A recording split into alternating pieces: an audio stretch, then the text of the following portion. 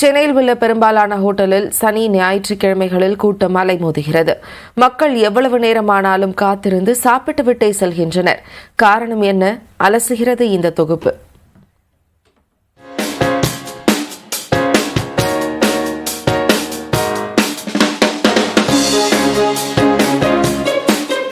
Sir, ஒரு 30 minutes wait பண்ண முடியுமா? சென்னையில் உள்ள பெரும்பாலான உணவகங்களில் சனி ஞாயிற்றுக்கிழமைகளில் இதுதான் நிலை.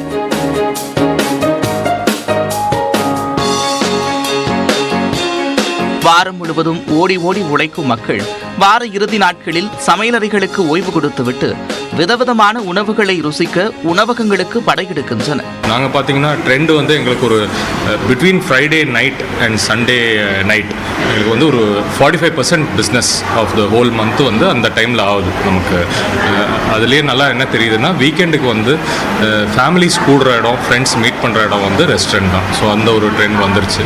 வெள்ளிக்கிழமை இரவு முதல் ஞாயிற்றுக்கிழமை இரவு வரையிலும் சைவம் மற்றும் அசைவம் என அனைத்து உணவகங்களிலும் கூட்டம் நிரம்பி வழிகிறது.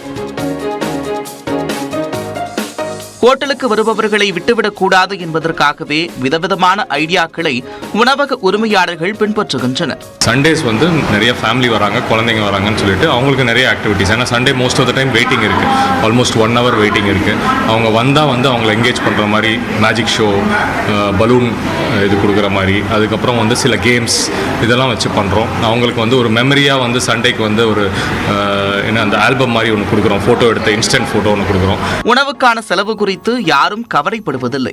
மாத பட்ஜெட்டில் இதற்கான ஒரு தனி தொகையை ஒதுக்கி விடுகின்றனர். ஜென்ரலாக வந்து அது ஒரு ஃபேமிலி ரீயூனியன் கெட் டுகெதருக்கு வந்து அது ஒரு நல்ல ஒரு கான்செப்டாக இருக்குது. அண்ட் ஆல்சோ வந்து ஒரு 5 days இப்போ வந்து ஒர்க் ப்ரெஷர் எல்லாத்துக்குமே வந்து அதிகமாக இருக்குது. ஸோ இது ஒரு கைண்ட் ஆஃப் ரிலீஃப் ஃபேக்டராகவும் இருக்குது. ரோட்டுக்கடை தொடங்கி ஸ்டார் ஹோட்டல் வரை அனைத்தையும் ருசி பார்த்துவிட்டு குடும்பத்தோடு செல்ஃபி எடுத்து சமூக வலைத்தளங்களில் பதிவிடுவதையும் சிலர் வாடிக்கையாகவே வைத்திருக்கிறார்கள். பணத்தை பற்றி கவலைப்படாமல் விதவிதமான உணவுகளை தேடிச் செல்லும் மக்களின் ருசி உணர்வு ஒரு நாளும் குறைந்த பாடில்லை.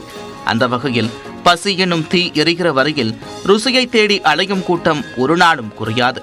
News 18 தமிழ்நாடு செய்திகளுக்காக ஒளிப்பதிவாளர் பாண்டியனுடன் செய்தியாளர் செல்வகுமார்.